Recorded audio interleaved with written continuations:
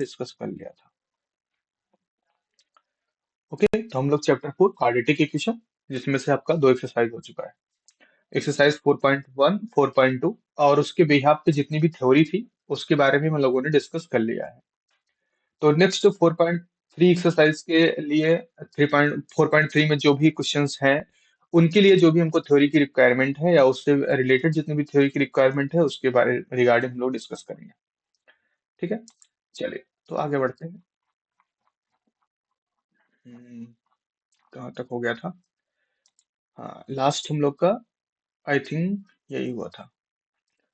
Cottage industry produce a certain number of the पर article in a day.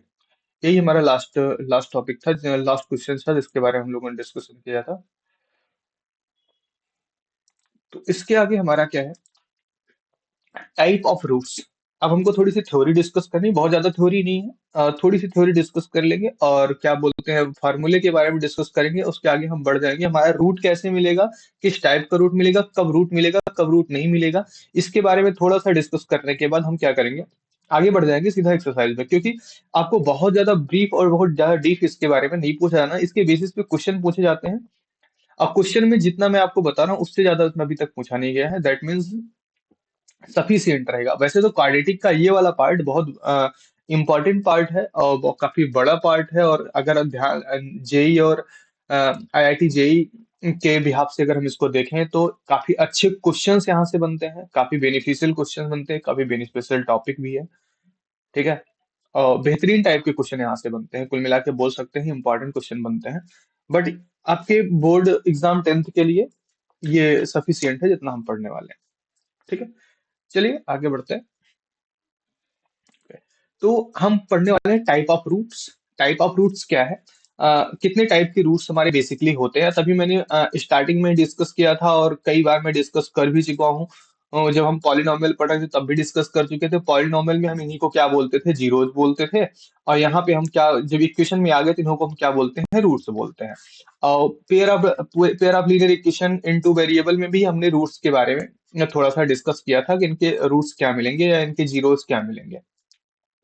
ठीक है, जब भी इक्वेशन की बात आएंगी उनको हम रूट्स बोलते हैं। और आपको इसके बारे में भी बता चुके हैं कि जो जो जीरोस पे थ्योरी फॉलो होती थी मैक्सिमम ऑफ टाइम वही थ्योरी फॉलो होगी, थोड़ा सा कुछ चेंजेस होगा जिसको हम डिस्कस करने वाले हैं। ठीक है, जब पॉलिनॉमियल में थे तो हमारा ए पर डिपेंडेंसी होती थी, हमारा रूट जीरोस कैसा होगा। यहाँ पे हमारे पास बी स्क्वायर माइनस 4ac पे डिपेंडेंसी रहती है, दैट मीन्स डी के ऊपर डिपेंडेंसी रहती है कि डी हमारा कैसा होना चाहिए।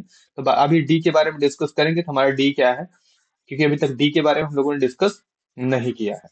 तो रूट्स के बारे में बात हो रही है यहाँ पे। There are 3 type of roots, हमारे पास 3 टाइप के रूट्स होते हैं। एक रूट होगा आपका कॉम्प्लेक्स मिल सकता है, एक होता है रियल एंड इक्वल मिल जाएगा, एक रियल एंड डिस्टिंक्ट मिल जाएगा। अब कॉम्प्लेक्स रूट होने का सेंस क्या हुआ कि आपको अंडर रूट के अंदर में कैसा नंबर मिल जाए, निगेटिव नंबर मिल जाए। अंडर रूट के अंदर में क्या मिल जाए, निगेटिव नंबर मिल जाए, तो कुछ इस तरह से। ठीक है, आपको जब इन अंडर रूट के अंदर में नेगेटिव नंबर मिल जाता है तो हमारा क्या होता है, कॉम्प्लेक्स रूट हो जाता है। उस टाइप के रूट्स जो हमारे होते हैं वो क्या हो जाते हैं, कॉम्प्लेक्स रूट हो जाते हैं। रियल एंड डिस्टिंक्ट, रियल में आपको मैंने बताया था रेशनल और रेशनल और इरेशनल दोनों टाइप के रूट्स आएंगे। और रेशनल और इरेशनल के बाद जितने भी नंबर्स होते हैं सबके सब।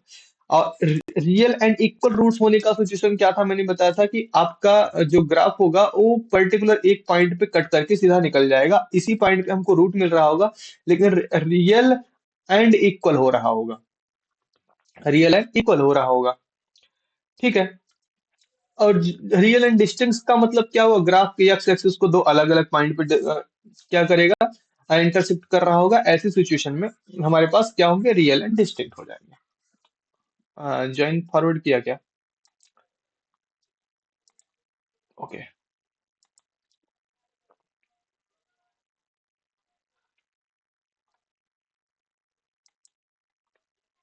चलिए। तो वॉइस एंड डिस्प्ले आपको प्रॉपर है, दोनों लोग को प्रॉपर हो रहा है ना? ओके डन, चलिए आगे बढ़ते हैं। तो हमारे पास क्या है, टाइप ऑफ रूट्स में कॉम्प्लेक्स रूट्स होते हैं, real and equal, real roots होता है दूसरा, रियल के अंडर में हमारे सारे रूट्स आते हैं। कॉम्प्लेक्स को थोड़ा सा अलग करके लिखा गया। रीजन रीजन क्या होता है कि कॉम्प्लेक्स में हमारे पास हम कॉम्प्लेक्स फॉर्मेशन हमारा पास ए प्लस आई बी के फॉर्म में होता है, जहां पे ए और बी हमारे क्या होते हैं, A and be real number होता है। क्या होता है? रियल नंबर होता है। और आपका आई का मत क्या होता है? इमेजिनरी। ए एंड बी हमारे रियल नंबर होते हैं, लेकिन जो आई बी का पार्ट होता है, इस पार्ट को हम क्या बोलते हैं? इमेजिनरी पार्ट बोलते हैं। इमेजिनरी पार्ट बोलते हैं। तो ये क्या होता है? इस तरह का जो फॉर्मेशन जो रियल और इमेजिनरी, ए प्लस आई बी, मतलब ए आपका रियल हो गया, आई बी आपका इमेजिनरी पार्ट हो गया, दोनों के कॉम्बिनेशन में लिखा जाने वाला जो नंबर होता है उसको हम कॉम्प्लेक्स नंबर बोल रहे होते हैं। तो कॉम्प्लेक्स रूट्स भी हमारे पास कुछ रूट्स ऐसे होंगे जो कॉम्प्लेक्स रूट के फॉर्म में मिलेंगे। तो बहरहाल उसके बारे में आगे डिस्कस करते हैं, चलते हैं। नेचर ऑफ रूट्स पे आते हैं कि हमारा रूट कौन से नेचर का कौन सी सिचुएशन में होगा। तो सबसे पहले अब बात करते हैं डिस्क्रिमिनेंट के। डिस्क्रिमिनेंट का मतलब होता है आपका डी, जो आपके फार्मूला, जो आपको मैंने स्टार्टिंग में क्वाड्रेटिक फार्मूला बताया था, minus B plus minus under root B square minus 4ac upon 2।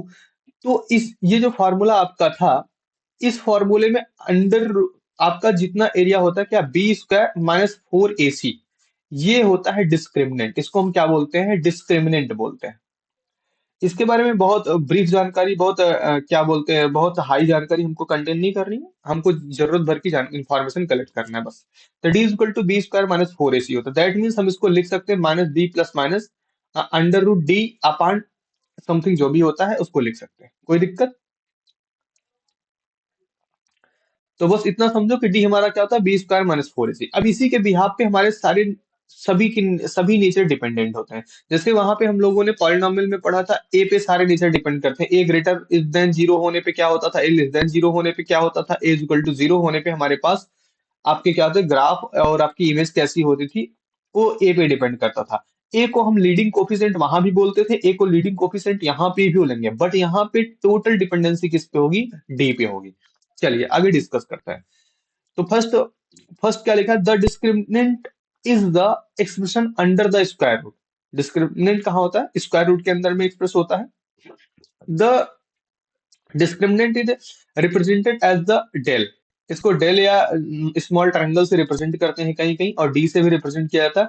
Del is a Greek symbol for the letter D. D का ग्रीक सिंबल होता है, मतलब अगर चाहे हम डी लिखे चाहे डेल लिखे, दोनों एक ही होते हैं। एक ग्रीक सिंबल में होता है, ये हमारे इंग्लिश लिटरेचर का होता है जो डी लिखा जाता है। तो डी इज इक्वल टू क्या होता है? B square minus 4ac। ये हमारा डिस्क्रिमिनेंट होता है। ठीक है, डिस्क्रिमिनेंट की value D D is equal to B square minus 4ac होती है। The discriminant determine a nature of the roots of a quadratic equation। Discriminant क्या होता है? एक नेचर ऑफ द रूट को रिप्रेजेंट कर रहा होता है किसी क्वाड्रेटिक इक्वेशन का।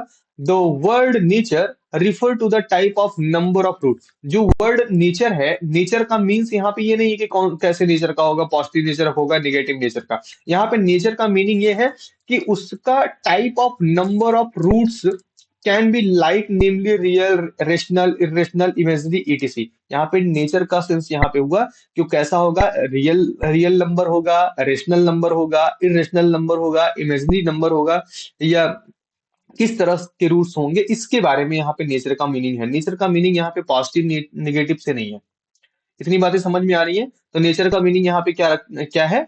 रेशनल, इरेशनल, सॉरी पॉजिटिव नहीं, इमेजिनरी, रियल, ये सारी जो फॉर्मेशन है इनको हम क्या बोलते हैं? अंडर द नेचर बोलते हैं। क्लियर? अब हमारे पास तीन सिचुएशन होती है, या तो डी हमारा ग्रेटर देन जीरो होगा, या या तो डी हमारा लेस देन जीरो होगा, या हमारा डी क्या होगा? इक्वल टू जीरो होगा। थ्री सिचुएशन हमारे पास हो सकती है। और हर सिचुएशन में डिस्क्रिमिनेंट कोई एक नए नेचर के साथ रिप्रेजेंट होगा, एक नए वैल्यूएशन के साथ रिप्रेजेंट होगा ग्राफिकल अप्रोच में। उसी के बारे में डिस्कस करते हैं। फर्स्ट पॉइंट हमारा क्या है? If D is less than zero, अगर डिस्क्रिमिनेंट मतलब बी स्क्वायर माइनस 4ac की वैल्यू लेस देन जीरो हो गई, लेस देन क्या होगी? जीरो हो गई, then the root are non real. Root तो नॉन रियल हो गए। रूट क्या हो गए? नॉन रियल हो गए। And in graphical representation the curve does not intersect the x axis at any point. मतलब ऐसी सिचुएशन में अगर डिस्क्रिमिनेंट हमारा क्या हुआ? लेस देन जीरो हुआ, तो दैट मीन्स हमारा रूट किस तरह हो जाएगा? नॉन रियल हो जाएगा, पहली सिचुएशन। दूसरी सिचुएशन क्या हो गया कि आपका जो ग्राफ है, जो curve does not intersect x axis at any point, ये किसी भी पॉइंट पे एक्स एक्सिस को इंटरसेक्ट नहीं करेगा, पूरा हवा में रहेगा। अब वो चाहे डाउनवर्ड बन रहा हो चाहे अपवर्ड बन रहा हो, डाउनवर्ड अपवर्ड डिपेंड करता है किस पे, नेचर ऑफ ए पे डिपेंड कर रहा होता है। तो डाउनवर्ड अपवर्ड कैसा भी हो, वो क्या करेगा, यक्स एक्सिस को इंटरसेक्ट नहीं करेगा किसी भी पॉइंट पे। कौन सी सिचुएशन में, जब हमारा B square minus four AC की वैल्यू क्या हो जाएगी, जीरो से छोटी हो जाएगी, दैट मीन्स निगेटिव हो जाएगी। दैट मीन्स क्या हो जाएगी, निगेटिव हो जाएगी। सेकेंड पॉइंट हमारा क्या है, if D is equal to zero then the root are real and equal. अगर D is equal to zero हो गया तो रूट्स क्या होंगे, रियल एंड इक्वल हो जाएंगे। रियल एंड इक्वल होने का सेंस क्या हुआ, अगर इक्वल टू जीरो हुआ तो रियल और इक्वल, रियल एंड इक्वल का सेंस क्या हुआ कि ये किसी एक पर्टिकुलर पॉइंट पे curve intersect only one point at the x axis. Curve क्या करेगा, किसी एक पॉइंट पे इंटरसेक्ट करेगा एक्स एक्सिस को, बस। बातें क्लियर हो रही हैं, सिर्फ ओनली वन पॉइंट पे इंटरसेक्ट कर रहा होगा, उसके उसके अलावा कहीं इंटरसेक्ट नहीं करेगा। और जिस पॉइंट पे इंटरसेक्ट करेगा वही पॉइंट हमारा क्या हो रिप्रेजेंट कर रहा होगा, रूट रिप्रेजेंट कर रहा होगा। और वही रूट हमें आपका दो, जैसे इस क्वाड्रेटिक है, तो क्वाड्रेटिक में हमको मिनिमम कितने, मैक्सिमम कितने रूट मिलने के चांस होते हैं, टू रूट मिलने के चांस होते हैं। तो दोनों रूट क्या होंगे, यही होंगे, बस सेम रहेंगे। जैसे मान लो एक्स इक्वल टू टू आ गया, तो टू एंड टू ही रहेगा। जैसे अभी कल क्वेश्चन हम लोगों ने सॉल्व किया, बहुत सारे क्वेश्चन में देखो दो दो आंसर आए हैं। देखो यहाँ पे एक्स इक्वल टू आपको अलग अलग टाइप का मिला है। एक्स इक्वल टू यहाँ पे एक सिक्स मिला है, एक्स इक्वल टू माइनस 15/2 मिला है। यहाँ पे क्या है, रियल है एंड डिस्टिंक्ट है, रियल है एंड डिस्टिंक्ट मिला है। अभी रियल एंड डिस्टिंक्ट के बारे में बात करेंगे। देखो सिक्स भी रियल है, माइनस 15/2 भी रियल है, लेकिन दोनों डिफरेंट डिफरेंट है, डिस्टिंक्ट भी हो गए। ठीक है, तो इस तरह के रूट्स हमको मिले हैं। तो यहाँ पे वो कौन सी सिचुएशन में मिलेगा, जब डी ग्रेटर देन जीरो हो जाएगा। जब डी ग्रेटर देन जीरो हो जाएगा, then the roots are either rational और इरेशनल। और क्या होगा, रूट या तो रेशनल होगा या इरेशनल होगा। And graphical representation, the curve intersect two distinct point. ये कर्व हमारा क्या करेगा, दो अलग अलग पॉइंट पे हमको इंटरसेक्ट कर रहा होगा। लाइक एज इस तरह से मैं कई बार इस ग्राफ को आपको शो कर चुका हूँ, हर क्वेश्चन में लगभग मैं बनाता गया हूँ ताकि आपको याद रहे, भूल लेना। ठीक है, दो डिस्टिंक्ट पॉइंट मिले, हमारा ग्राफ कुछ इस तरह से बन जाएगा। क्लियर ना। चलिए नेक्स्ट पॉइंट पे आते हैं। D is the square of the rational number then the root are irrational. क्या बोला गया, D is the square of rational number then the root are rational. अगर बोला गया कि डी जो है स्क्वायर ऑफ रेशनल नंबर है, तो रूट्स उसके क्या होंगे, रेशनल होंगे। डी इज नॉट, यहाँ पे इसको डी क्यों बोल रहे हैं, क्योंकि डेल को ही डी अभी मैंने बताया था ऊपर। तो d is not square of the rational number then the roots are irrational and can be expressed in the decimal form। अगर स्क्वायर में नहीं हो सकते हैं, रेशनल नंबर का स्क्वायर में नहीं है, तो क्या होंगे, इरेशनल होंगे, या फिर उनको एक्सप्रेस किया जा सकता है डेसिमल फॉर्म में। अगर आपको थोड़ा सा भी याद हो, तो मैंने इरेशनल, जब इरेशनल पढ़ाया था तो वहां पे मैंने बताया था square root and cube root ना, स्क्वायर रूट और क्यूब रूट, अगर इन दोनों कैटेगरी को कोई होल्ड कर रहा होता है तो वो हमारा रेशनल नंबर होता है। तो वही दोनों बातें यहाँ पे बोली जाती है। अगर रेशनल नंबर हमारा स्क्वायर रूट के फॉर्म में है तो क्या होगा, रेशनल ही रह जाएगा। और अगर स्क्वायर रूट के फॉर्म में नहीं हुआ तो वो क्या हो जाएगा, इरेशनल हो जाएगा। तो मैंने बोला था जिनका स्क्वायर स्क्वायर रूट हम नहीं फाइंड कर सकते, जिनका स्क्वायर रूट हम नहीं फाइंड कर सकते, वो हमारे क्या होते हैं, इरेशनल होते हैं। यही इंफॉर्मेशन मैंने आपको रेशनल और इरेशनल रखा, अगर आपको थ्योरी याद हो पीछे की तो। क्लियर ना।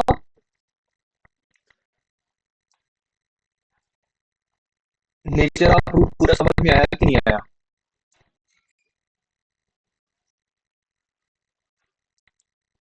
बोलो भाई। नेचर ऑफ रूट समझ में आया कि नहीं आया अच्छे से। वॉइस किसी की नहीं आ रही मेरे पास, व्हाट्सएप प्रॉब्लम भाई।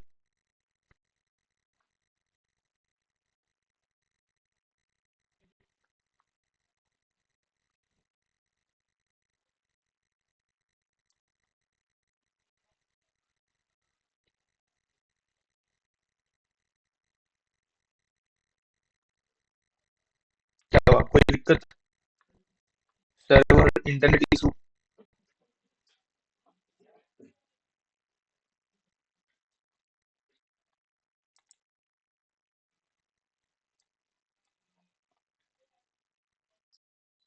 हाँ अभी वॉइस आ रही है। तो नेचर ऑफ रूट पूरा क्लियर हो गया प्रॉपर, कोई इशू नहीं है यहाँ पे।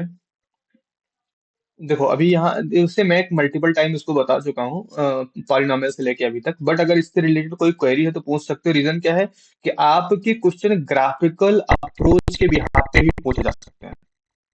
कि आपको ग्राफ दे देगा, एप्लीकेशन दे देगा, आपको बोलेगा कि कैलकुलेशन नहीं करना है, आपको प्रॉपरली बताना है, वैसे बताना है, तो इस तरह से भी क्वेश्चन हो सकते हैं आपके। तो इस चीज को ध्यान रखना है, अगर आपको कोई इशू है तो उसको आप क्वेरी रख सकते हो, अदरवाइज हम आगे चलते हैं।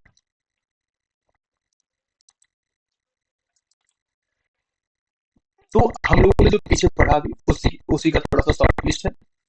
अब ध्यान से देखो यहाँ पे 20, अभी जो मैंने लिखा था डी, तो क्या होता है, B² - 4AC होता है। तो यहाँ पे उसी, हाँ बोलो।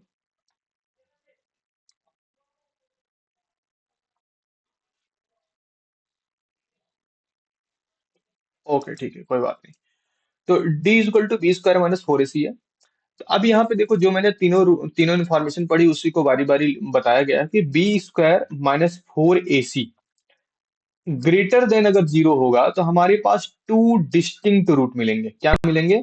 To distinct real root, real roots हमको मिलेंगे। अगर हमारा B² - 4AC क्या हो जाएगा, इक्वल टू जीरो हो जाएगा, तो हमारे पास टू इक्वल रूट मिलेंगे। क्या मिलेंगे? टू इक्वल रूट मिलेंगे, इक्वल रूट्स मिल जाएंगे। और अगर हमारा B² - 4AC less than zero हो गया तो हमारे पास क्या हो गया, no real roots find, no real roots,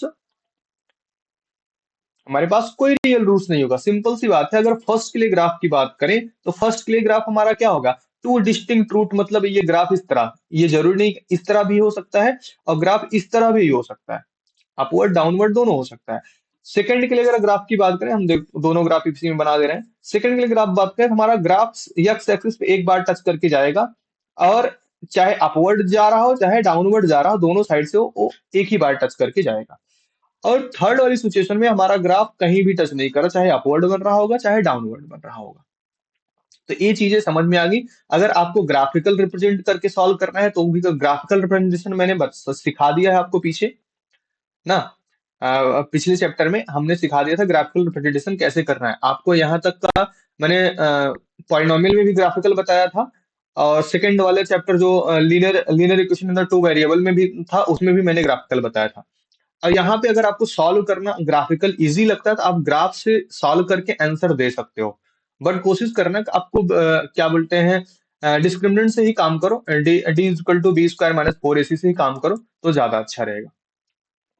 ठीक है। तो थ्योरी, हाँ तो थ्योरी बस ये आपकी यही इतनी थी, बेसिक यही। अब इसी के बेसिस पे हमसे क्वेश्चन पूछा जाएगा कि कब हमारे पास डिस्टिंक्ट रूट होंगे, कब हमारे पास रियल एंड डिस्टिंक्ट रूट होंगे ना, कब हमारे पास इक्वल रूट हो जाएंगे, कब हमारे पास रूट होगा ही नहीं, कौन कौन सी सिचुएशन हो सकती है। या फिर आपसे पूरा सॉल्व कराएगा, यक्स की पूरी वैल्यू फाइंड करने के बाद बोलेगा पुट करके बताओ कि आपको रियल रूट मिल रहे हैं या डिस्टिंक्ट रूट मिल रहे हैं, या आपका ग्राफ कैसा बन रहा है, अपवर्ड बन रहा है या डाउनवर्ड बन रहा है, अपवर्ड डाउनवर्ड बन रहा है। ये सारी इंफॉर्मेशन आपसे मल्टीपल वे से आपसे क्वेश्चन पुटअप किए जा सकते हैं।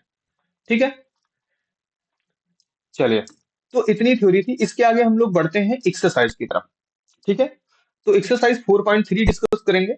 एक्सरसाइज 4.3 में क्या दिया गया, find the nature of root of the following quadratic equation if the real root exist. अब देखो यहाँ पे थोड़ी सी इंफॉर्मेशन आपको दे दिया गया। If the real root exist मतलब अगर रियल रूट एग्जिस्ट कर रहा है, अगर रियल रूट एग्जिस्ट कर रहा है तो आपको बस इतना बताना है उसका नेचर कैसा होगा, उसका नेचर कैसा होगा, उस रूट का नेचर कैसा हो रहा होगा, कि आपका कौन सी सिचुएशन का रियल रूट आपका मिल रहा है। अब देखो सॉल्व करने का बहुत वो तरीका नहीं है। सिंपल सा आपको सिर्फ नेचर पता करना था। हमको क्या पता करना, डी पता करना, डी मतलब B² - 4AC, यही इतना पता करना है। अगर ये ग्रेटर देन हुआ, लेस देन हुआ, और sorry greater than equal to और लेस देन, यही तीन सिचुएशन है, हर सिचुएशन का अपना अलग अलग नेचर है। उसी को हम फॉर्मली नॉर्मली क्या करेंगे, लिख देंगे। ठीक है, तो चलिए पहले क्वेश्चन की तरफ बढ़ते हैं। पहला क्वेश्चन हमारा क्या है, 2x² minus 3x plus 5 is equal to 0। यहां से हम एबीसी निकाल देंगे। ए की वैल्यू क्या हुई, 2 हुई। बी की वैल्यू कितनी है, -3। और सी की वैल्यू हुई 5। पुट कर दो, डी की वैल्यू फाइंड कर लो। डी इज इक्वल टू क्या हो गया, बी स्क्वायर मतलब -3 का स्क्वायर माइनस 4, ए की वैल्यू 2, सी की वैल्यू 5। क्या हुआ, 3 3 जा 9, 4 2 जा 8, 8 5 जा 40। ठीक है, यही तो हुआ। Is equal to -31। तो डी इज इक्वल टू क्या हुआ, -31। और -31 लेस देन होता है जीरो। क्या होता है, लेस देन जीरो। और जब जीरो से लेस होता है कोई सिचुएशन में, अगर कोई भी वैल्यू, किसी का डिस्क्रिमिनेंट क्या होता है, जीरो से लेस होता है, तो यहाँ पे क्या होता है, अभी जस्ट मैंने पीछे बताया, less than zero, no real root. Last वाले में क्या, लेस देन जीरो होने पे no real root. That means आपका ग्राफ क्या होगा, एक्स एक्सिस पे कहीं कट ही नहीं करेगा।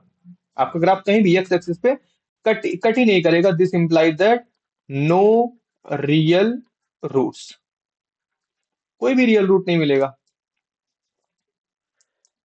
समझ आ गया ना, बहुत टफ नहीं है, सिंपल सिंपल सा कैलकुलेशन रहेगा। क्वाड्रेटिक से आपके ज्यादा लंबे क्वेश्चन नहीं आते, लेकिन ये है कि आपके थोड़ा सा घुमा के टिपिकल क्वेश्चन पूछे जा सकते हैं। चलिए सेकंड क्वेश्चन पे आते हैं। इसका क्या है, 3x² माइनस 4√3x+4।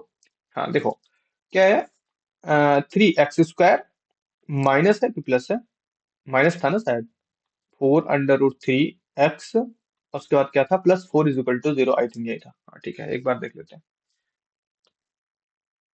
हाँ यही है। चलिए, तो यहाँ पे ए की वैल्यू फाइंड कर लो। ए की वैल्यू फाइंड करोगे क्या मिलेगा आपको, ए इज इक्वल टू आपको मिलता है 3।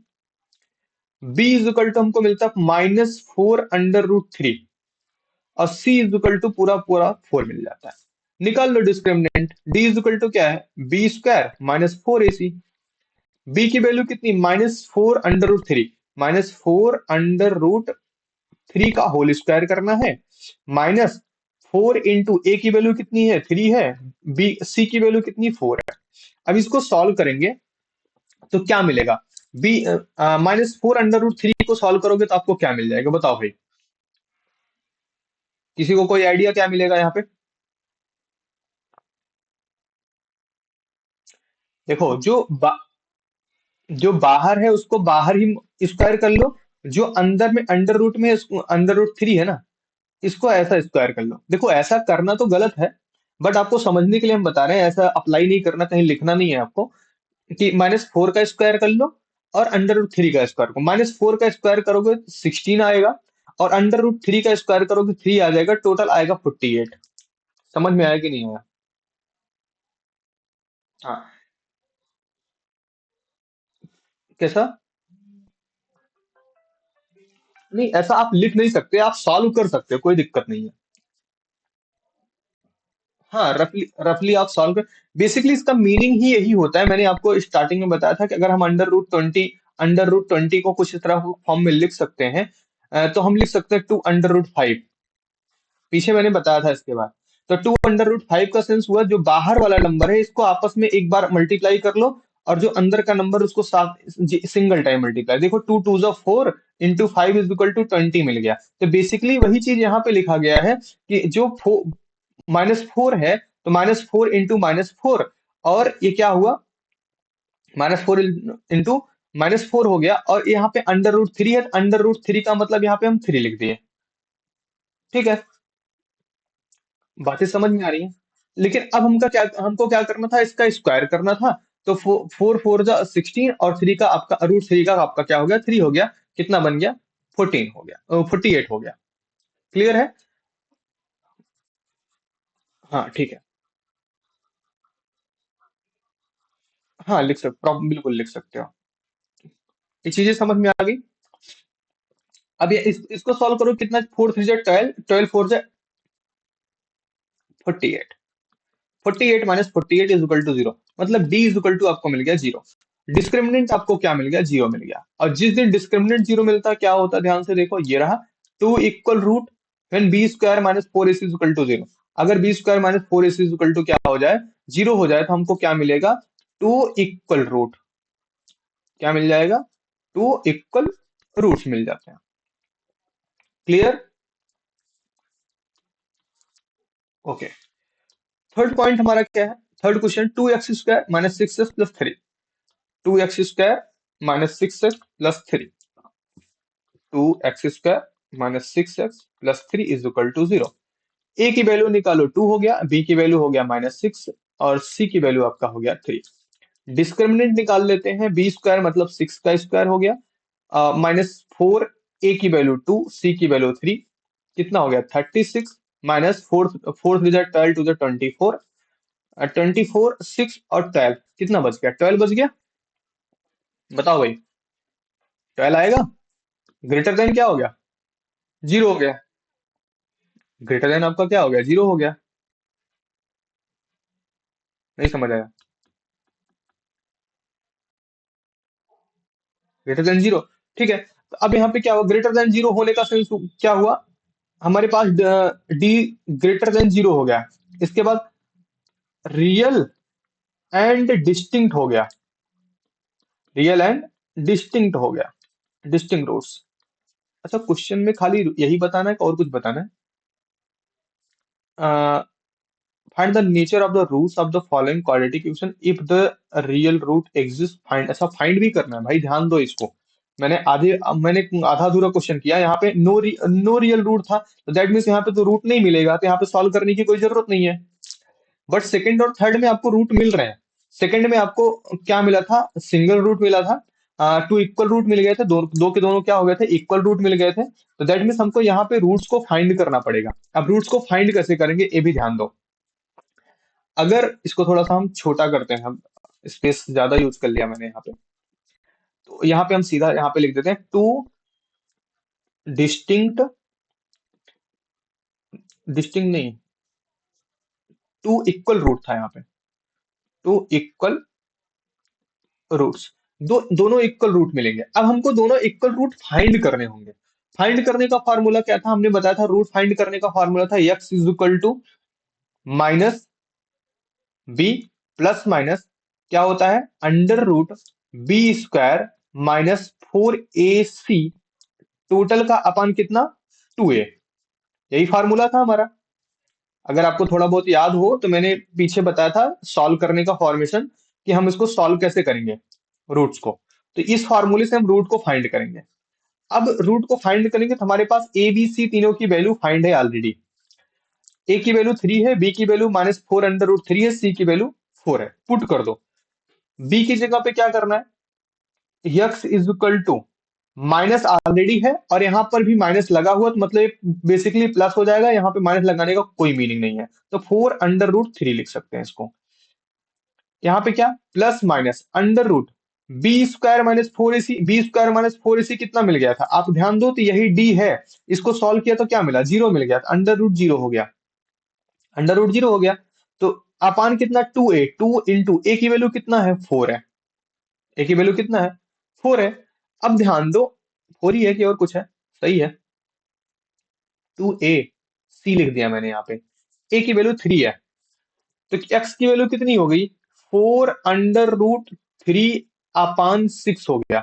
इसको थोड़ा सा सिंप्लीफाई कर ले, 2 2 4, 2 3 6, दैट मीन्स हमको क्या मिला?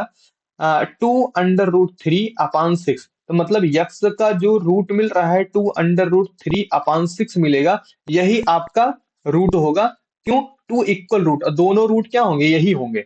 2 √3 अपान 6, 2 √3 अपान 6। अगर आप लिखना चाहो तो कॉमन लगा के यहाँ पे लिख सकते हो कि कॉमा 2 √3 अपान 6, दो के दोनों सेम रूट रहेंगे। क्लियर हुई बात है कि नहीं? बात समझ में आया? हाँ बोलो।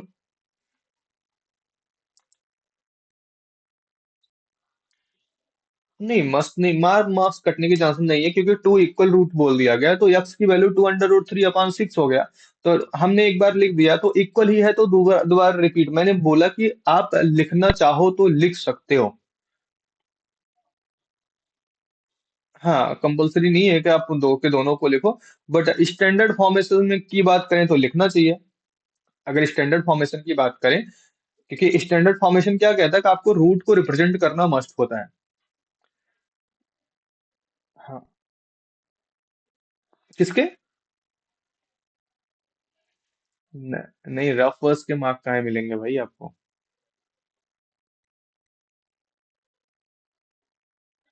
नहीं, रफ वर्क्स आपको दिखाने की रिक्वायरमेंट ही नहीं है ना। जैसे कि ये जितना सॉल्यूशन मैंने दिया सामने, प्रॉपर यही प्रॉपर सॉल्यूशन आपको दे देना है।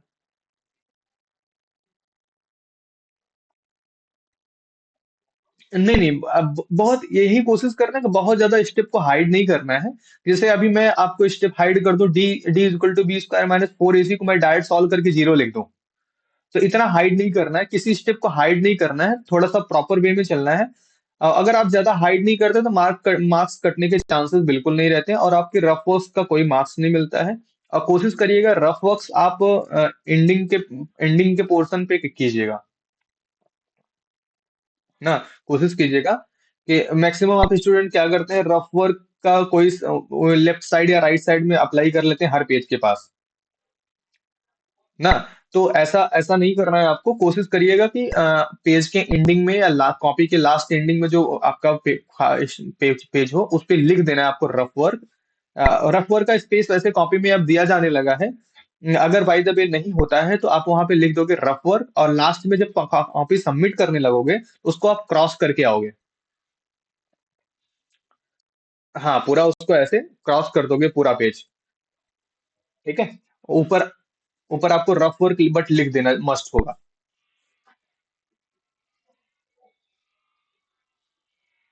नहीं, वो तो आंसर सीट में ही रहेगा, उसको तो आप निकाल नहीं सकते ना। ना, तो आपको एडिशनल पेज नहीं मिलने वाला आपको बोर्ड में। कि आपको एडिशनल पेज मिलेगा, जो आपकी कॉपी प्रॉपर कॉपी होती है उसी कॉपी में एंडिंग के साइड में आपके पास एक ब्लैंक पेज होता है। अब तो रफ रफ पेज के नाम से एक रफ पेज दिया भी जाता है, उसी में मतलब इनबिल्ट रहता है। अगर बाई द वे नहीं होता है, क्योंकि सिस्टम चेंज होता रहता है, कॉपी का मॉडल चेंज होता रहता है, या सिर्फ फ्रंट सेम रहता है, बैक वाले पे मैक्सिमम टाइम चेंज होता रहता है। तो वहां पे क्या करना है, आप रफ वर्क लिख देना है, और लास्ट में जब सबमिट करने लगो कॉपी तो रफ वर्क के पूरे पेज को क्रॉस लगा देना, घोंचना नहीं है, सिंपल सा एक यक्स की तरह क्रॉस कर देना ऐसे बस। ठीक है। और रफ में ज्यादा पेज भी नहीं यूज करना, मैं कोशिश करना कि रफ में बहुत छोटा यूज करो, बहुत छोटा लिखो, और एक पेज के अंडर में ही सारा रफ वर्क हो जाए, क्योंकि वहां पे आपको सेकेंडरी कॉपी मिलने के चांसेस भी नहीं रहते हैं।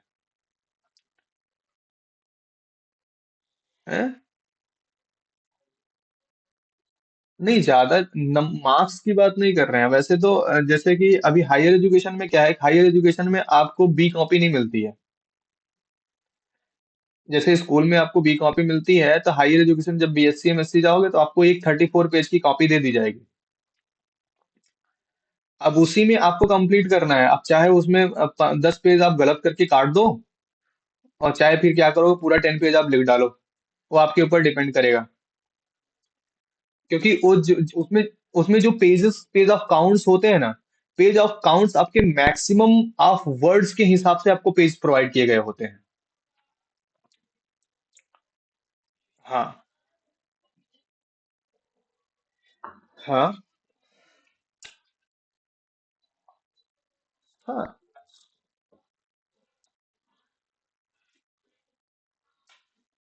हाँ, वहां पे आपको एग्जाम में सीट दी जाती है। एग्जाम में रीजन क्या है कि उनको अपने हिसाब से कंडक्ट करना होता है। उनको एग्जाम कॉस्ट भी रिड्यूस करना होता है, स्कूल को एग्जाम कॉस्ट भी रिड्यूस करना होता है। तो बहुत सारी चीजें होती हैं। वो देखो, चार्ज लिया जाता है, लेकिन उस चार्ज में भी क्या करता है स्कूल, चार्ज कॉस्ट को रिड्यूस करने का काम करता है। सोचता है कम से कम मतलब रिड्यूस हो जाए, वो कम से कम में हो जाए। तो वहां पे स्टैंडर्डाइजेशन थोड़ा सा कम हो पाता है। बहुत सारी चीजों में स्टैंडर्डाइजेशन कम हो पाता है, आपके स्कूल में नहीं, मैक्सिमम आपके स्कूल में ऐसी चीजें होती हैं ना।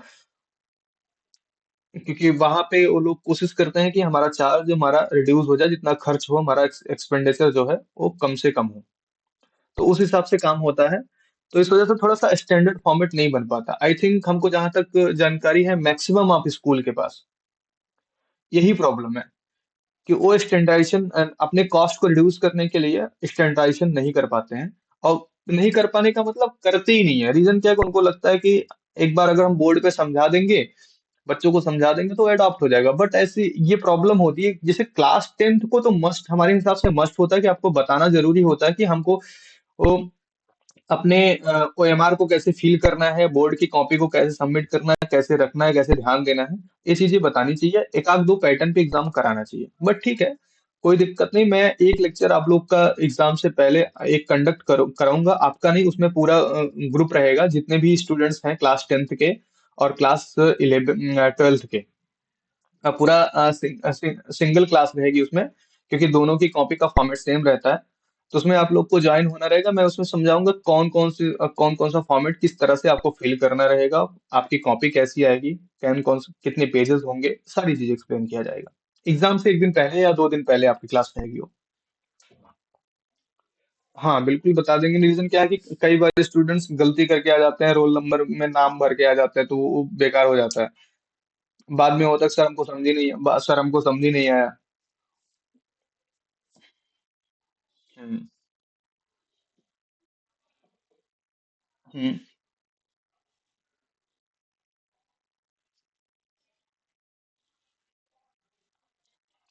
देखो ऐसा नहीं होता है बेसिकली, है कि हमसे भी गलतियां होती हैं, हर किसी से गलतियां होती हैं। मार्क्स कटने के चांसेस क्या होते हैं कि जब आप ज्यादा उसमें कट पीट करोगे, ओवर राइटिंग ज्यादा कर दोगे, आप कई बार सेंटेंस लिख के कई बार काट दोगे एक ही आंसर में, तो क्या होता है, वो देखने में थोड़ा सा बैड इफेक्ट हो जाता है, उसका मार्क्स नहीं कटता है। इफेक्ट बैड होने की वजह से मार्क्स आपके कम हो जाते हैं।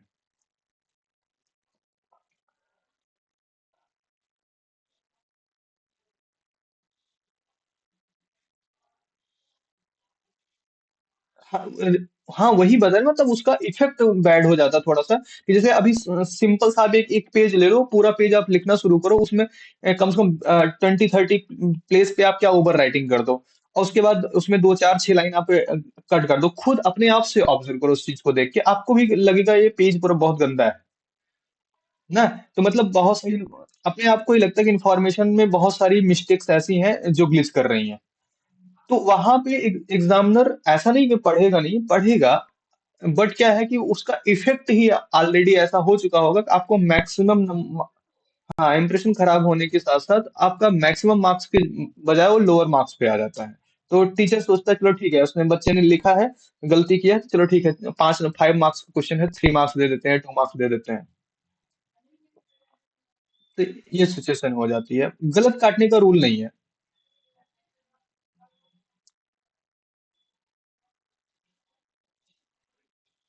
हाँ कोशिश करना कि आप सेंटेंस को ब्रेन पे मेंटेन करते रहो, और कौन से सेंटेंस को कब वहां पे इन्वॉल्व करना है, कब उसको पुटअप करना है, तो उसको बहुत प्रॉपरली ध्यान रख के लिखना। बेसिकली हमारे हिसाब से तो लगता है कि अगर आप बुक को रीड करो बेस्ट तरीके से, तो रटने की जरूरत नहीं पड़ेगी। एक बोर्ड एग्जाम के लिए सबसे बेस्ट चॉइस आपके लिए है कि आप बुक को रीड करो। बुक को आप जितना अच्छा रीड कर किए रहोगे, जितना कर पाओगे, उतना ही बेस्ट परफॉर्मेंस आप क्या करोगे एग्जाम में दे पाओगे। रीजन क्या है कि आपका जो स्टेटमेंट टाइप का एजुकेशन होता है, जैसे मैं आपको नोट्स प्रोवाइड कर रहा हूँ, स्कूल आपको नोट्स प्रोवाइड कर रहा है, आप वहां से जो रट के जाओगे ना, उसमें से आपके 50 से 60% भूलने के चांसेस बहुत ज्यादा होते हैं। तो आप अगर बुक पढ़ के जाओगे, तो उस बुक की हेल्प से आप उस टॉपिक को एक्सप्लेन करने में एलिजिबल हो पाओगे, अदरवाइज डिफिकल्टीज रहेंगी आपके पास। ओके, तो चलें आगे बढ़े। हाँ तो सेकंड क्वेश्चन पे आते हैं। सेकंड क्वेश्चन में हम लोगों ने आधा अधूरा छोड़ दिया है। तो सेकंड क्वेश्चन को भी हम क्या करते हैं, 20 का, इसमें क्या है, रियल एंड डिस्टिंक्ट रूट मिल रहे हैं, रियल एंड डिस्टिंक्ट रूट मिल रहे हैं, मतलब दोनों रूट अलग अलग मिलेंगे। हम इसको भी सॉल्व कर लेते हैं। हमको ए बी सी की वैल्यू दी ही गई है। तो एक्स इजिकल टू क्या मिलेगा, -b plus minus under root b² - 4ac upon 2a, इसी पे पुट कर दो। b की वैल्यू कितनी है, -6, यहाँ पे +6 हो जाएगी, plus minus under root b² - 4ac की वैल्यू कितनी है, 12 है, तो उसको यहाँ पे 12 लिख देते हैं, और 2a मतलब 2 × 2 हो गया। क्लियर इतना। अब इसको सॉल्व कर लेते हैं। अब इसको इसको सॉल्व करेंगे, क्या मिलेगा, 6 प्लस, इसको अगर लिखा जाए तो 2√3 लिख सकते हैं। अगर आपको देखना तो हम दिखा सकते हैं। 12 को हम लिखेंगे 2 6 जा 2 3 जा और 3, तो इसको लिखेंगे 2 × 2 × 3, इसका पेयर बन गया, तो इसको बाहर, जिसका पेयर नहीं बना उसको ग्रेटर देन 2√3 बन गया ये। तो 12 को 2√3 लिख सकते हैं, और प्लस माइनस दोनों सिंबल के साथ है, अपॉन 2 2 4। अब ध्यान दो, दोनों में से 2 को कॉमन ले लिया, क्या बन गया 3 प्लस रूट प्लस माइनस √3 अपान कितना हुआ 4 हो गया।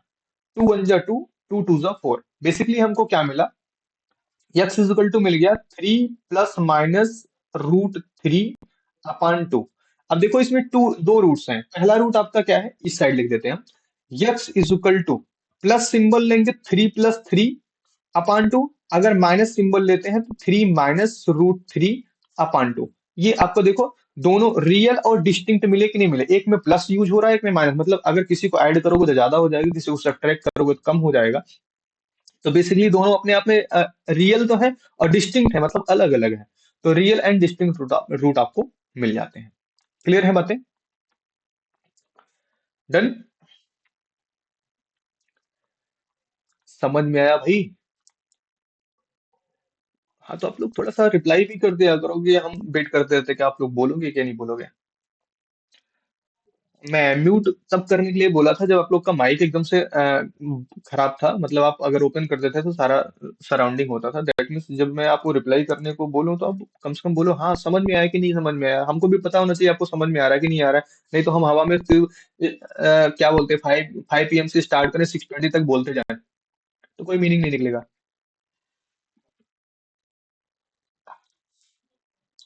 अच्छा ठीक है, कोई बात नहीं। तो अच्छा एक काम करते हैं कि हमारे पास कुछ ही क्वेश्चन है इस एक्सरसाइज को कंप्लीट कर देते हैं, साइंस को कल कंटिन्यू करते हैं, क्योंकि लास्ट एक्सरसाइज है और इसके बाद ही हमारा क्वाड्रेटिक हो जाएगा एंड। क्वाड्रेटिक के बाद हमारे पास लाइफ प्रोसेस, अभी थोड़ा सा लेंथी चैप्टर है तो हमको 2 3 दिन लगातार कंटिन्यू हमको पढ़ना पड़ेगा लाइफ प्रोसेस। ठीक है, इसके बाद सारे चैप्टर फॉर्मल हो जाएंगे। चलिए कंटिन्यू करते हैं, नेक्स्ट क्वेश्चन पे आते हैं। नेक्स्ट क्वेश्चन हमारा क्या है, देखो फाइंड द वैल्यू ऑफ के। हाँ एक टाइप का क्वेश्चन ऐसा भी पूछा जाएगा आपकी एग्जाम में, find the value of k. Find the value of k for each of the following quadratic equation so that they have two equal root. इनके पास क्या है, इक्वल रूट है। इन्होंने एक इंफॉर्मेशन आपको दे दिया, कमाल की बात यही है कि इन्होंने एक इंफॉर्मेशन आपको दिया, they have two equal root. They have two equal root, इसका मतलब क्या हुआ, डी इज इक्वल टू क्या हो गया, zero. D is equal to क्या हो गया, जीरो हो गया। समझ में आया कि नहीं आया? क्योंकि अभी मैंने इंफॉर्मेशन ऊपर बताया था कि क्या, कि अगर आपका D is equal to zero होता है तो हमारे पास क्या सिचुएशन होती है, ये रहा D is equal to zero, two equal root ना, D D greater than zero तो हमारे पास क्या, two distinct, D less than zero, no root. तो यहाँ पे क्या बोला गया कि हमको बता दिया गया कि यू हैव, मतलब they have two equal root, इनके पास इक्वल रूट है, मतलब डिस्क्रिमिनेंट, डिस्क्रिमिनेंट मतलब b square minus 4ac is equal to zero. हमको इसी को सॉल्व कर लेना, हमको के की वैल्यू मिल जाएगी, सिंपल क्वेश्चन है। देखो हमको टारगेट करना है ना कि हमारे क्वेश्चन में मेन इंफॉर्मेशन क्या दी जा रही है। क्वेश्चन बहुत, जितने भी क्वेश्चंस आपके बोर्ड्स में आते हैं या किसी एक्सरसाइज में दिए होते हैं, किसी बुक्स में दिए होते हैं, वो टफ नहीं होते हैं। बस हमको उनकी इंफॉर्मेशन को कलेक्ट करना जरूरी होता है हमारे लिए। अगर हम उनकी इंफॉर्मेशन को कलेक्ट कर पाते हैं तो उनका सॉल्यूशन भी उन्हीं के साथ दिया गया होता है। बस हमको ध्यान से देखना होता है। इन्होंने एक इंफॉर्मेशन दे दिया ना, इक्वल रूट, इक्वल रूट देने का मतलब सिंपल सी बात है, D is equal to zero निकाल देना है, और D is equal to zero रखोगे तुरंत आपका सब सॉल्व हो जाएगा। देखो पहला क्वेश्चन हमारा क्या है, 2x² plus k x plus 3 is equal to zero. यहां से अगर हम ए की वैल्यू फाइंड करें, अगर यहां से हम ए की वैल्यू फाइंड करें तो ए इज इक्वल टू क्या मिलेगा, ए इज इक्वल टू 2 मिल जाएगा, बी इज इक्वल टू हमको के मिल गया, और सी इज इक्वल टू हमको 3 मिल गया। डी निकाल लो, डी इज इक्वल टू क्या है, बी स्क्वायर माइनस 4ac, और इसकी पूरी वैल्यू क्या है, जीरो है, तो इसी में पुट कर लेते हैं। बी स्क्वायर कितना है, के स्क्वायर, मतलब के स्क्वायर हो गया, माइनस 4, ए की वैल्यू कितनी 2, सी की वैल्यू कितनी 3 इज इक्वल टू जीरो। क्या बना, के स्क्वायर माइनस 4 3 जा 12 2 जा 24 इज इक्वल टू जीरो। क्या हुआ, के स्क्वायर इज इक्वल टू 24, यही तो बनेगा, के स्क्वायर इज इक्वल टू 24। और के की वैल्यू निकालेंगे तो क्या बन गया, अंडर रूट 24, और अंडर रूट 24 को सॉल्व करेंगे क्या बनेगा आपका, कितना बन सकता है, 2 2 4, 4 6 जा 24, 2 अंडर रूट 6 बन सकता है। लेकिन अब स्क्वायर स्क्वायर रूट निकालने तो प्लस माइनस बनेगा, तो दैट मीन्स हमारे पास के की वैल्यू क्या आएगी, के की वैल्यू आई प्लस 2√6, क्या हुआ 2√2 लिख दिया, 2√6, और के की दूसरी वैल्यू आई -2√6। आपके दो अलग अलग रूट मिल गए कि नहीं मिले, के की दो वैल्यू मिल गई, के की आपके पास दो वैल्यू मिल गई। समझ में आया कि नहीं आया, सिंपल सा क्वेश्चन है।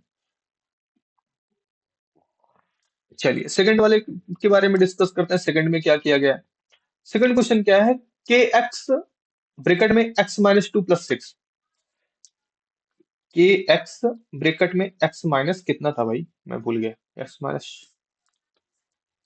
+ 6, x-2 + 6 = 0। अब देखो यहाँ पे दिक्कत है थोड़ी सी, दिक्कत क्या है कि यहाँ पे हमको बी डिसाइड करना थोड़ा डिफिकल्ट है, तो हम सबसे पहले इनको ओपन कर लेते हैं, सॉल्व कर लेते हैं। सॉल्व करेंगे क्या बनेगा, के एक्स स्क्वायर -2kx + 6 = 0 बनेगा। अभी समझ में आया कैसे किया मैंने, के एक्स को क्या कर दिया, ब्रैकेट में मल्टीप्लाई कर दिया, ठीक है। अब यहाँ पे ध्यान दो, हमको ए बी सी की तीनों वैल्यू, हाँ बोलो, हाँ देखो क्वेश्चन हमारे पास ये था, के एक्स था, ब्रैकेट में x-2 + 6 था। तो अभी तो हम, अगर हम ए बी और सी फाइंड करें तो ए बी सी कहाँ फाइंड करते हैं, A X square plus B X plus C equal to 0, ये स्टैंडर्ड फॉर्मेशन में फाइंड करते हैं हम। अगर हमारे पास स्टैंडर्ड फॉर्मेशन नहीं है तो हम ए बी सी की वैल्यू फाइंड नहीं कर सकते, ये तो स्टैंडर्ड फॉर्मेशन में है नहीं, यहाँ पे कोई ऐसा फॉर्मेशन दिख रहा है, नहीं दिख रहा है ना। जब ऐसा फॉर्मेशन नहीं दिख रहा है तो दैट मीन्स हम के एक्स को ब्रैकेट के अंदर में मल्टीप्लाई करते हैं, तो के एक्स इंटू एक्स किया तो के एक्स स्क्वायर हो गया, के एक्स इंटू -2 किया तो -2 के एक्स बन गया, प्लस 6 बाहर लिखा था इक्वल टू 0। अब देखो इस फॉर्मेशन में ये बन गया, अब जब इस फॉर्मेशन में बन गया तो ए की जगह पे कौन लिखा है, ए की जगह पे यहाँ पे के लिखा है, तो मतलब ए की वैल्यू हो गई के। बी की जगह पे यहाँ पे कौन लिखा है, बी की जगह पे लिखा है -2 के लिखा है, तो बी की वैल्यू कितनी होगी, -2 के। सी की जगह पे कौन लिखा है, सी की जगह पे 6 लिखा है, ठीक है। अब हमको बताया गया है इसका डिस्क्रिमिनेंट क्या होता है, जीरो होता है, जीरो, जीरो है क्योंकि इक्वल रूट है, तो दैट मीन्स हमको क्या सॉल्व करना है, डी इज इक्वल टू 0, इसका मतलब b square -4ac is equal to 0 solve करना है। तो बी की वैल्यू कितनी है, -2 के, तो -2 के का होल स्क्वायर हो जाएगा, -4 इंटू ए की वैल्यू कितनी है, के है, और सी की वैल्यू कितनी है, 6 है, इज इक्वल टू 0 हो गया। सॉल्व करेंगे कितना हो गया, 4 के स्क्वायर -6 4 जा 24 के इज इक्वल टू 0, हो गया कि नहीं हो गया। अब यहाँ पे ध्यान दो, या यहां से अगर हम थोड़ा सा सॉल्व करना चाहें तो कुछ कॉमन हो सकता है कि नहीं कॉमन हो सकता। अगर यहां से हम 4 के कॉमन ले लें, 4 के कॉमन ले लिया मैंने, 4 के कॉमन ले लिया तो यहाँ पे बचा के -6 इज इक्वल टू 0। अब दो नंबर, एक नंबर अपने आप में ये हो गया, एक नंबर अपने आप में ये हो गया, टू नंबर्स का मल्टीप्लीकेशन अगर 0 हो रहा है तो दैट मीन्स दोनों को बारी बारी इक्वल करना पड़ेगा 0 के, क्योंकि कोई भी 0 हो सकता है। तो यहां से हमको के की वैल्यू क्या मिल जाएगी, के इज इक्वल टू मिल जाएगा 0। और अगर इसको इक्वल करते हैं, के -6 इज इक्वल टू 0 करते हैं, हमको के की वैल्यू क्या मिल जाती है, 6 मिल जाती है। मतलब हमारे पास के की दो वैल्यू मिली, कौन कौन सी, के इज इक्वल टू 0 मिल गया और के इज इक्वल टू हमको 6 मिल गया, दो वैल्यू हमको यहाँ से फाइंड हो जाती है, ठीक है। अब ध्यान दो, अब सोचो के इज इक्वल टू 0 क्या कंसिडरेबल है, के इज इक्वल टू 0 क्या कंसिडरेबल है कि नहीं है। अब सोचो कंसिडरेबल है कि नहीं है, क्यों नहीं है, देखो k x square -2kx + 6 is equal to 0, answer हमारा हो चुका, बट अब इसमें डिसाइड करना हम के इज इक्वल टू 0 को लेंगे या के इज इक्वल टू 6 को लेंगे। हम के इज इक्वल टू 0 को नहीं ले सकते, क्यों नहीं ले सकते, अगर हम के की वैल्यू 0 पुट करते हैं तो यहाँ पे हमको 0 पुट करना पड़ेगा, तो 0x² हो गया, यहाँ पर भी हमको 0 पुट करना पड़ेगा, 0x हो गया, और +6 इज इक्वल टू 0 हो गया। ध्यान से देखो 6 इज इक्वल टू 0 हो गया, जो कि पॉसिबल ही नहीं है, जो कि पॉसिबल ही नहीं है। दैट मीन्स के की वैल्यू 0 हम कंसीडर नहीं कर सकते हैं, तो के की वैल्यू सिर्फ कौन कंसीडर की जाएगी, 6 कंसीडर की जाएगी। अगर आपको ध्यान हो, मैंने पहले ही थोड़ा सा इंफॉर्मेशन आपको दिया था कि जब भी हम किसी वैल्यू को कंसीडर करेंगे तो पॉजिटिव की तरफ ज्यादा प्रिफर करेंगे, निगेटिव की तरफ बिल्कुल प्रेफर नहीं करेंगे, और जो निगेटिव पॉजिटिव दोनों नहीं है तो उसको तो वैसे भी प्रेफर करने के लिए हमको सोचना पड़ेगा। जीरो ना तो पॉजिटिव होता है ना ही निगेटिव होता है, तो इसको प्रेफर करने के लिए हमको मैक्सिमम टाइम सोचना मस्ट हो जाता है। ये हमारे रिजल्ट को पूरा का पूरा बेकार कर सकता है, तहस नहस कर सकता है। देखो सिंपल सा अच्छा खासी इक्वेशन को क्या कर दिया बर्बाद करके, ना तो इक्वल में छोड़ा ना तो बराबर में, सॉरी इक्वल बराबर एक ही होता है, ना तो इक्वल में छोड़ा ना ही क्वाड्रेटिक में। ठीक है। और दूसरी कंडीशन, एक इंफॉर्मेशन और दो, इतना सॉल्व न करना हो अगर आपको, थोड़ा सा और डीप इंफॉर्मेशन अगर आपके पास है, तो आप यहीं से चेक कर सकते हो कि हमारे पास किसी भी क्वाड्रेटिक इक्वेशन के लिए जो एक्स स्क्वायर का कोफिशियंट होता है, एक्स स्क्वायर का कोफिशियंट, दैट मीन्स अगर हम स्टैंडर्ड फॉर्म में देखें तो ये होता है A X square plus B X plus C होता है, तो इसका कोफिशियंट ए होता है। एक्स स्क्वायर का कोफिशियंट ए होता है, इस जगह पे कौन है, के है। हमको पहले ही बताया अगर इक्वेशन को क्वाड्रेटिक होना है तो ए को कभी जीरो नहीं होना चाहिए, ये हमने स्टेटमेंट में बताया था। तो दैट मीन्स वही बात तो यहां भी लागू होगी ना कि के कभी भी जीरो नहीं होना चाहिए, तभी ये क्वाड्रेटिक बनेगा, नहीं तो क्वाड्रेटिक रह ही नहीं जाएगा, है कि नहीं। ठीक है। तो ये इन्फॉर्मेशन मैंने पहले ही बता रखा है कि अगर आपका standard formation A X square plus B X plus C है, तो उसमें क्या होता है, A does not equal to zero है अगर आपको क्वाड्रेटिक मेंटेन करना है तो वही सेम सिचुएशन ए की जगह पे यहाँ पे के रखा हुआ है। अगर के जीरो हो गया तो भाई क्वाड्रेटिक ही नहीं होगा ना, वो या तो लीनियर हो जाएगा या तो कांस्टेंट हो जाएगा। तो देखो यहाँ पे कांस्टेंट मिल गया, सिक्स इक्वल टू जीरो वाली सिचुएशन पे आ जा रही थी। डन। चलिए आगे बढ़ते हैं। नेक्स्ट क्वेश्चन हमारा क्या है, थर्ड क्वेश्चन। थर्ड क्वेश्चन अब देखो, ये हमारा स्टेटमेंट क्वेश्चन आ गया। स्टेटमेंट क्वेश्चन में सबसे पहले हमको क्या करना होता है, फॉर्म करना होता है क्वाड्रेटिक इक्वेशन को। उसके बाद हमको क्वाड्रेटिक इक्वेशन को फॉर्म करके उसका उसके बाद यक्स की वैल्यू फाइंड करनी होती है। यक्स की वैल्यू के हिसाब से हम इक्वेशन के भी यहाँ पे हम क्या करते हैं, उनकी वैल्यूएशन को पुट करते हैं। तो ये फॉर्मेशन मैंने सिखाया है भी पहले आपको, पॉलिनोमियल में सिखाया है, लीनियर इक्वेशन इनटू वेरिएबल में सिखाया है। यहां तक कि क्वाड्रेटिक के फर्स्ट एक्सरसाइज से पहले मैंने एग्जांपल और फर्स्ट एक्सरसाइज में इसी के बारे में डिस्कस किया गया, हमने वहां पे कोई सोल्यूशन नहीं दिया था, सिर्फ इसको फॉर्म करना सिखाया था। ठीक है। तो उसका यूटिलाइजेशन देखो, वो जो चीजें वहां पे हमने पढ़ी है उसका यूटिलाइजेशन यहाँ पे बार बार बार होता रहेगा, रिपीट एंड रिपीट टाइम होता रहेगा। ओके। तो थर्ड क्वेश्चन आपका क्या है, ध्यान से देखो। थर्ड क्वेश्चन में बोला गया है, थोड़ा सा, एक मिनट, हाँ ठीक। थर्ड क्वेश्चन आपका क्या है, इज इट पॉसिबल, क्या ये पॉसिबल है to design a rectangular mango grove whose length is twice its breadth, जिसकी लेंथ क्या हो, उसकी ब्रेथ की ट्वाइस हो, and area is 800 metre square, और उसका एरिया कैसा हो, 800 मीटर स्क्वायर का हो। इफ सो, यदि ऐसा है तो find the length and breadth. तो लेंथ और ब्रेथ आपको फाइंड करना। अब देखो यहाँ पे सारी चीजें अनइन्फॉर्मेट हो गई, आपको ना तो लेंथ के बारे में बताया ना विड्थ के बारे में बताया, सिर्फ एक चीज, एक इंफॉर्मेशन आपको दे दिया गया कि आपका एरिया 800 मीटर स्क्वायर का है, लेकिन एक चीज और दिया, लेंथ और विड्थ के बीच का रिलेशन आपको दे दिया, लेंथ और विड्थ का बीच का रिलेशन दे दिया।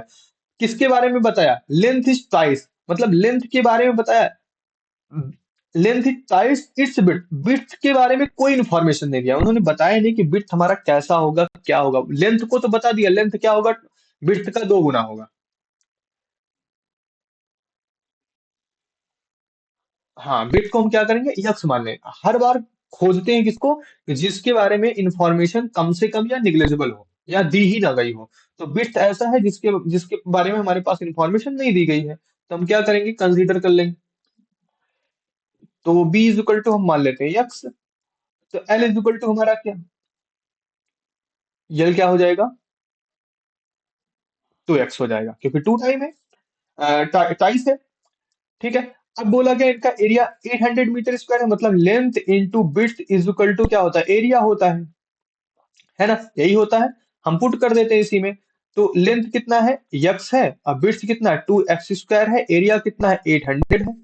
सॉल्व कर लेते हैं।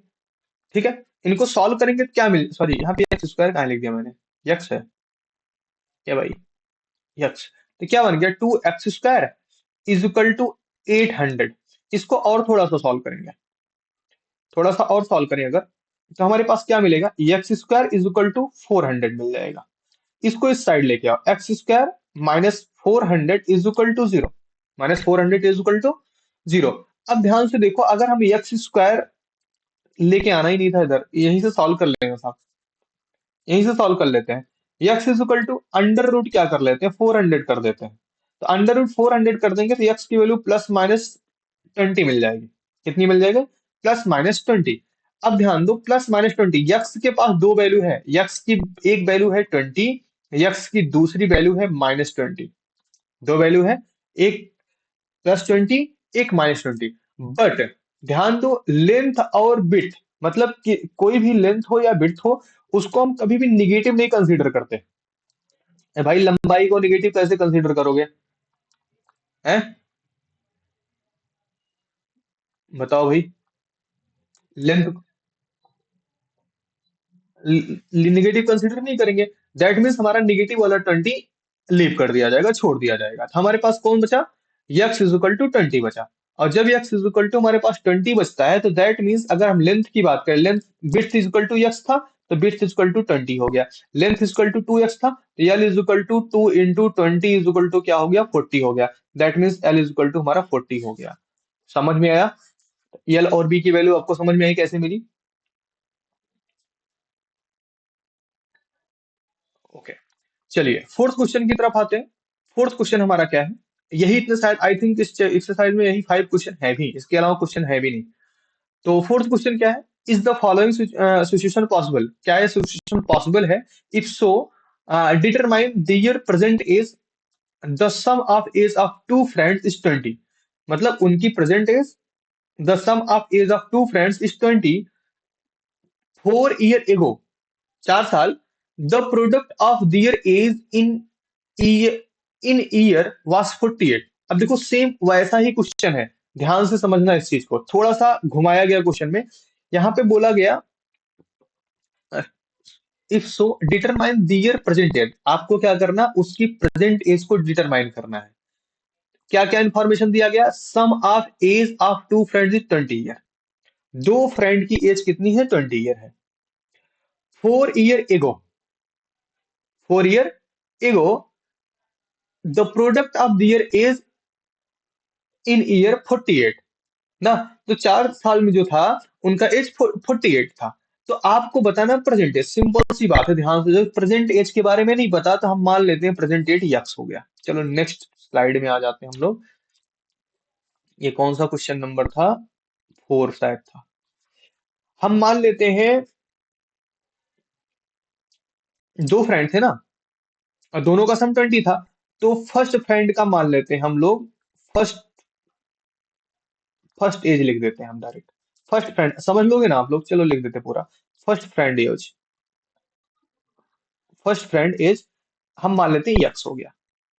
और जब दोनों के एज, दोनों का एज सम, दोनों के एज का सम क्या था, 20 था, तो सेकंड का एज क्या हो जाएगा, 20 माइनस एक्स हो जाएगा।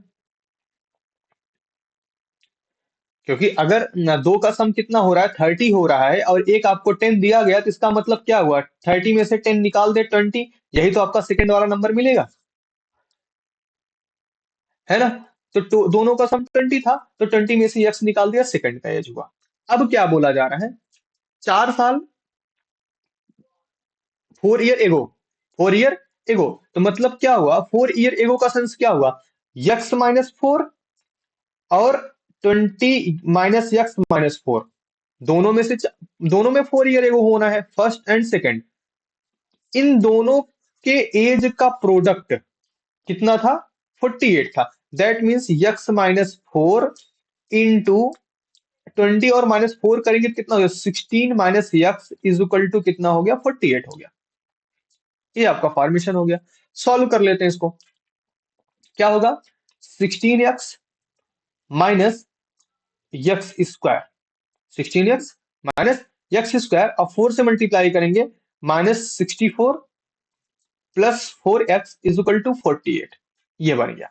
इसको सॉल्व करेंगे, सॉल्व क्या करेंगे, यहाँ पे 68 को हम इधर फॉरवर्ड कर दें, 64 को इस साइड फॉरवर्ड कर दें, तो आपको क्या मिल जाएगा, 16x minus x square plus 4x is equal to 48 plus 64।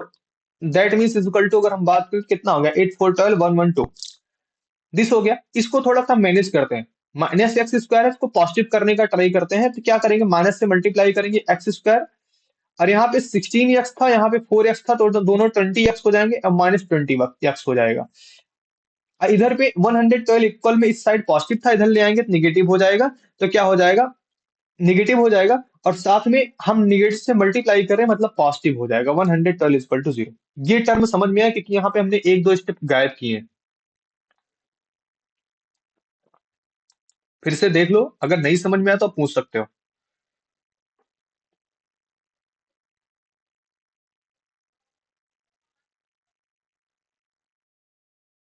समझ आ गया, x square minus 20x plus 112 equal to 0। ठीक है। अब इस पे हम क्या करेंगे, क्वाड्रेटिक अप्लाई करते हैं।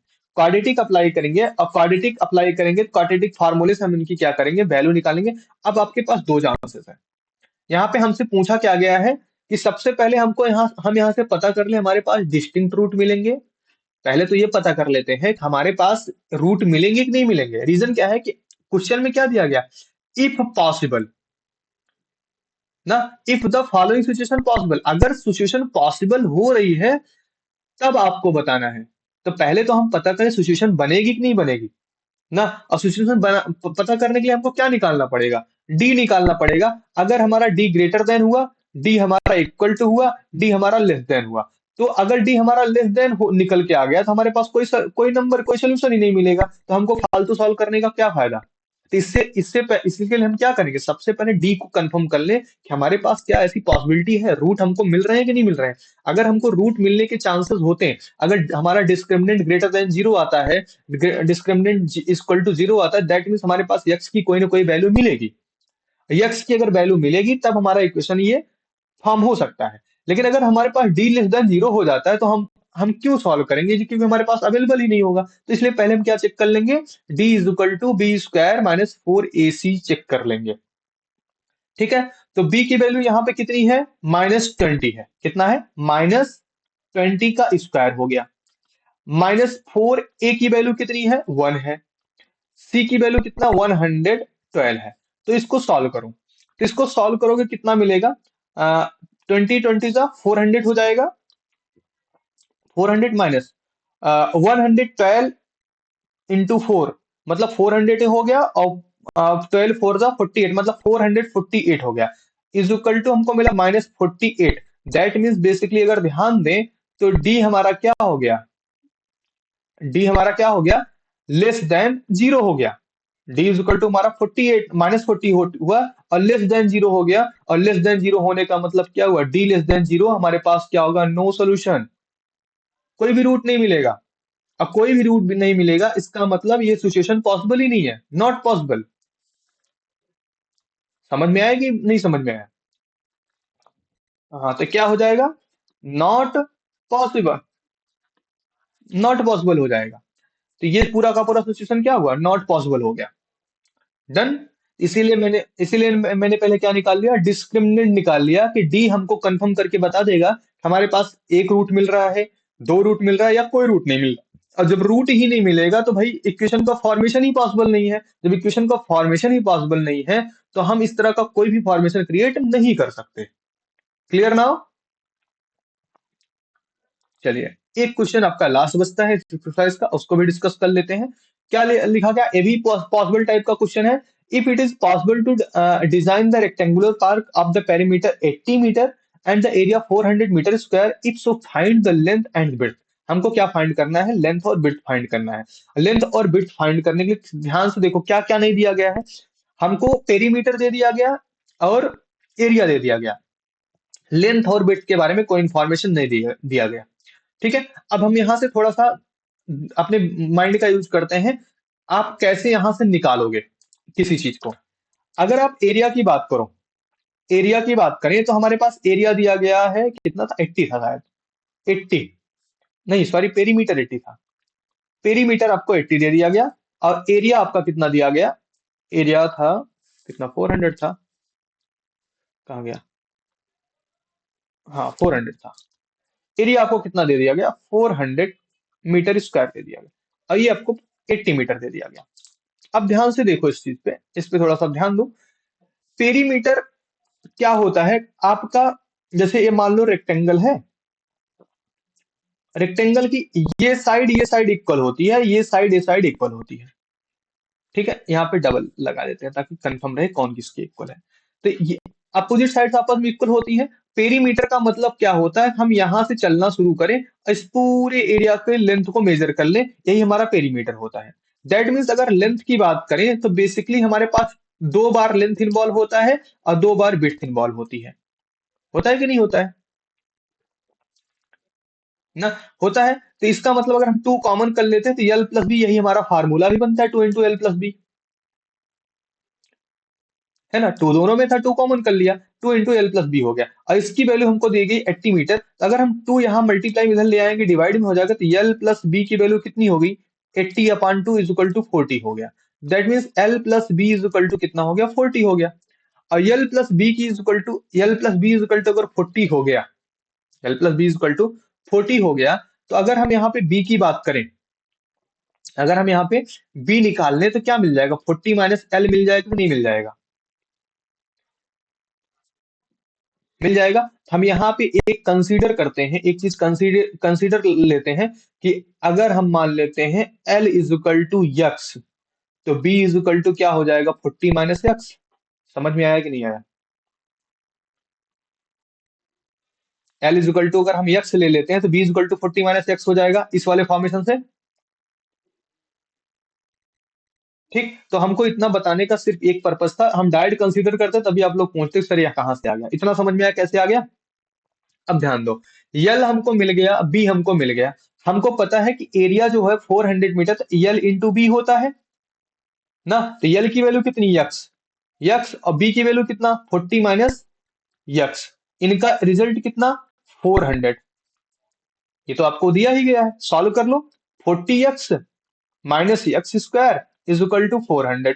सॉल्व करेंगे कितना हो गया, x² - 40x - 400 = 0।